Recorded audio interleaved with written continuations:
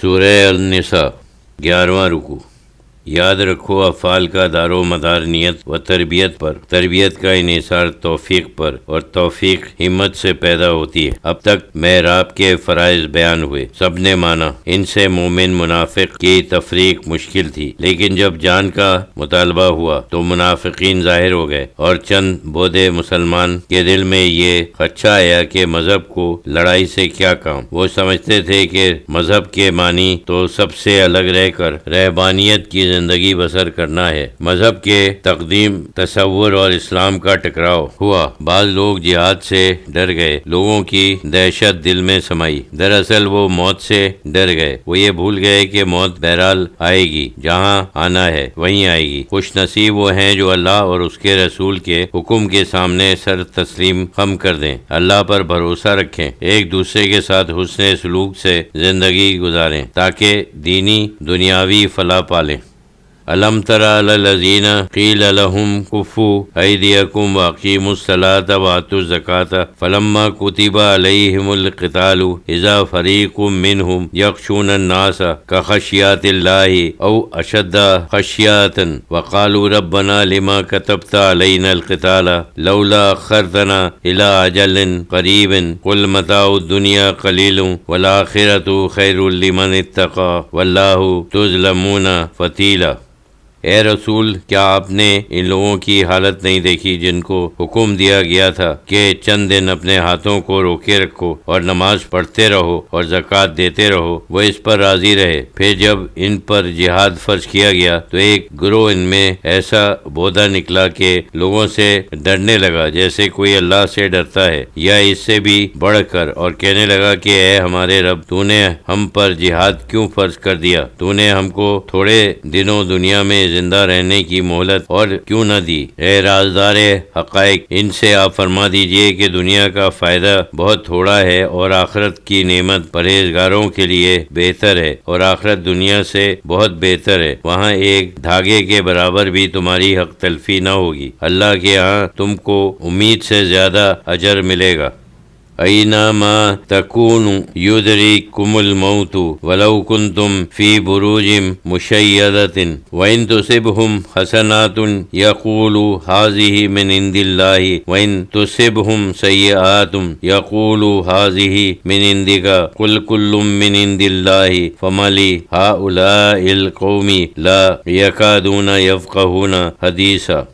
اے جہاد سے ڈرنے والو، اے لوگو، تم جہاں کہیں ہوگے موت تم کو آ پکڑے گی، اور موت سے ملک ملکوت مراد ہے کہ وہ ادراک کی کیفیت کے ساتھ جس کی جان لینا ہے اس کی روح قبض کرتے ہیں، موت آ کر رہے گی، اگرچہ تم مضبوط قلعوں میں کیوں نہ ہو اور ان منافقین کی باتوں میں نہ ہو۔ ان کا تو یہ حال ہے کہ اگر انہیں کچھ بھلائی پہنچتی ہے، کچھ فائدہ ہوتا ہے تو کہتے ہیں کہ یہ اللہ کی طرف سے ہے، مراد یہ لیتے ہیں کہ یہ بھلائی امر اتفاقی ہے، اور اگر انہیں کبھی برائی نقصان پہنچے تو کہتے ہیں کہ یہ آپ کی طرف سے ہے، یعنی آپ کے حسن تربیت پر الزام رکھتے ہیں۔ آپ فرما دیجئے کہ کچھ بھی اتفاقی طور پر نہیں ہوتا، حقیقتاً سب کچھ اللہ ہی کی طرف سے ہے کہ وہی خالق خیر و شر ہے، اور اس کا رسول ہر تدبیر اس کے حکم سے کرتا ہے، جس سے کبھی حوصلہ افزائی اور کبھی آزمائش مراد ہوتی ہے۔ بس اس بدبخت قوم کو کیا ہوا کہ ان کی سمجھ میں کوئی بات ہی نہیں آتی۔ جو اس درجہ کم فہم ہو تو وہ خیر و شر کے راز اور منشا کو کیا سمجھ سکیں گے؟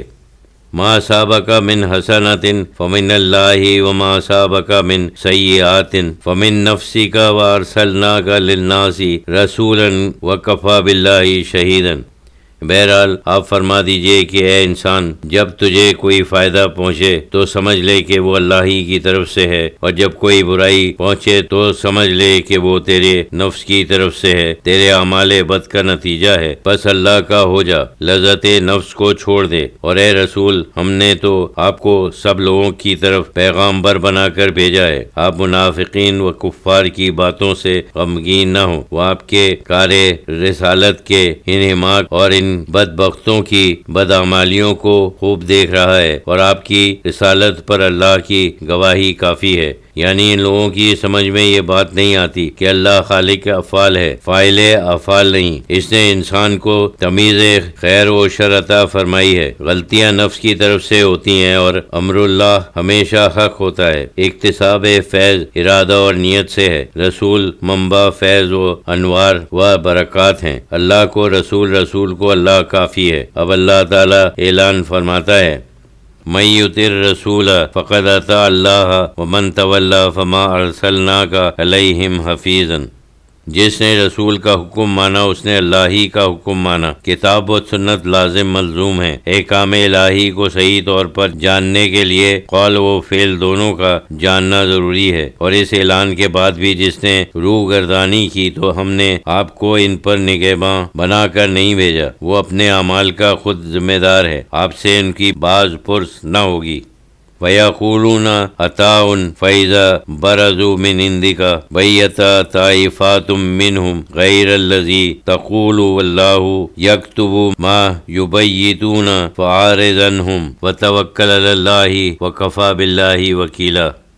اور ان منافقوں کا تو یہ حال ہے کہ آپ کے روبرو کہتے ہیں کہ آپ کا فرمان قبول ہے، لیکن ان کا دل نہیں مانتا۔ پھر جب آپ کے پاس سے اٹھ کر باہر جاتے ہیں تو بعض لوگ آپس میں بیٹھ کر جو آپ نے فرمایا اس کے خلاف راتوں کو سازشیں اور باہمی مشورے کرتے ہیں، اور جو مشورے یہ کرتے ہیں اللہ کا فرشتہ سب لکھتا جاتا ہے۔ پس آپ ان سے چشم پوشی کریں، ان کی کچھ پرواہ نہ کریں، اور اپنی سی کوشش کر کے نتائج کو اللہ کے سپرد کر دیں، اور اللہ کارساز کافی ہے۔ یعنی اللہ کو کافی سمجھنے کے لیے کیا ضروری ہے؟ تدبر قرآن۔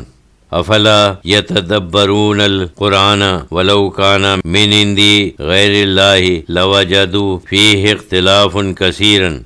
کیا وہ قرآن میں غور و فکر نہیں کرتے؟ اگر غور کرتے تو حق کی نشانیاں ڈھونڈتے، شبہ نہ سازشوں میں وقت نہ گزارتے، اور اگر یہ خدا کے سوا کسی اور کا کلام ہوتا تو ضرور اس میں وہ لوگ بڑا اختلاف پاتے، لیکن قرآن میں تو سرے متضاد و اختلاف نہیں ہے۔ یعنی لوگوں کی اکثر کمزوریوں کی وجہ فقدان ایمان یا ناسمجھی ہوتی ہے جو تنظیم میں خارج ہوتی ہے، اس سے باخبر کیا جا رہا ہے۔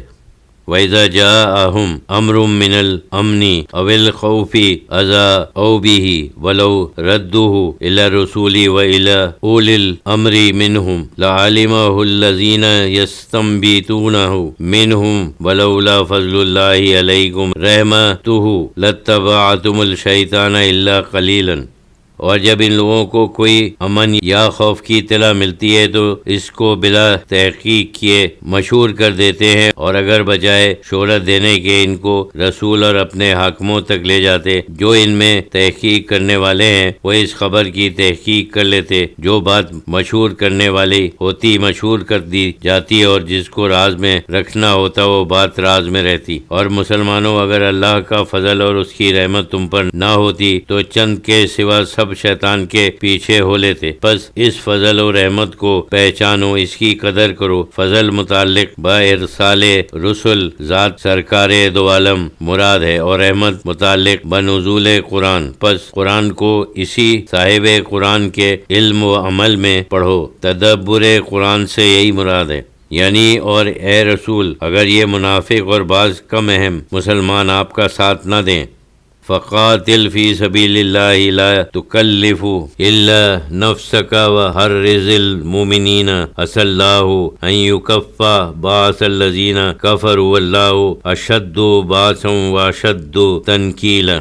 تو آپ تنہا راہ خدا میں جہاد کریں، آپ پر اپنی ذات کے سوا کسی کی ذمہ داری نہیں ڈالی جاتی، اور آپ مسلمانوں کو بھی جہاد کی ترغیب دیتے رہیے۔ عجب نہیں کہ اللہ کافروں کی لڑائی کو روک دے، ان پر ایسا رعب چھا جائے کہ وہ لڑنے کے لیے نکل ہی نہ سکیں، اور اللہ گرفت کرنے میں بہت سخت اور عذاب دینے میں بھی بڑا سخت ہے۔ آپ اللہ کے رسول ہیں، آپ سے جنگ گویا اللہ سے جنگ ہے، اور اللہ کے دبدبے اور اللہ کی پکڑ کی بھلا وہ کیا تاب لا سکیں گے؟ یعنی اور لوگوں، اگر تم جنگ نہیں کر سکتے، کمزور ہو، نادار ہو، تو کم از کم زبان سے تو اچھی بات کہو۔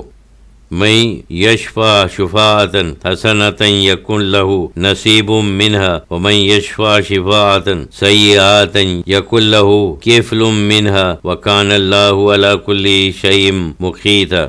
جو کوئی کسی کی نیک بات کی سفارش کرے گا اس کو اس کے اجر میں سے ایک حصہ ملے گا، اور جو کوئی کسی کی بری بات کی سفارش کرے گا تو اس کو اس برائی کے وبال سے ایک حصہ ملے گا، اور اللہ ہر چیز پر قدرت رکھنے والا ہے۔ قیامت کے دن نہ کسی کی نیکی ضائع ہوگی نہ بدی کے نتائج سے بچ سکے گا۔ یوں اللہ معاف کرنا چاہے تو وہ مالک و مختار ہے۔ یعنی مسلمانوں تم اخلاق کا نمونہ بنو، کم از کم اخلاق میں کسی سے کم نہ ہو۔ وَإِذَا حُيِّيتُم بِتَحِيَّةٍ فَحَيُّوا بِأَحْسَنَ مِنْهَا أَوْ رُدُّوهَا إِنَّ اللَّهَ كَانَ عَلَى كُلِّ شَيْءٍ حَسِيبًا۔ اور اے مسلمانوں، جب تم کو سلام کیا جائے، دعا دی جائے تو تم اس سے بہتر طور پر سلام کرو، یا کم از کم یہ تو ہو کہ وہی الفاظ دہرا دو۔ اتنی بھلائی تو کرو جتنی اس نے کی ہے، بے شک اللہ ہر چیز کا حساب کرنے والا ہے۔ تمہاری نیک بات میں تمہارا حصہ ہے اور کوتاہیوں میں پاداش عمل، جس کا بیان اوپر گزر چکا ہے۔ اللہ لا الہ الا ہوا لا یجمعنکم الی یوم القیامت لا ریب فیہ ومن اصدق من اللہ حدیثا۔ اللہ وہ پاک ذات ہے کہ اس کے سوا کوئی معبود نہیں، بے شک وہ تم سب کو قیامت کے دن جمع کرے گا، اس میں کچھ شک نہیں۔ اور اللہ سے بڑھ کر سچی بات کس کی ہے؟ یعنی اللہ کا فرمان حق ہے، قیامت کا آنا، سزا و جزا، اس کے وعدہ وعید سب حق ہے۔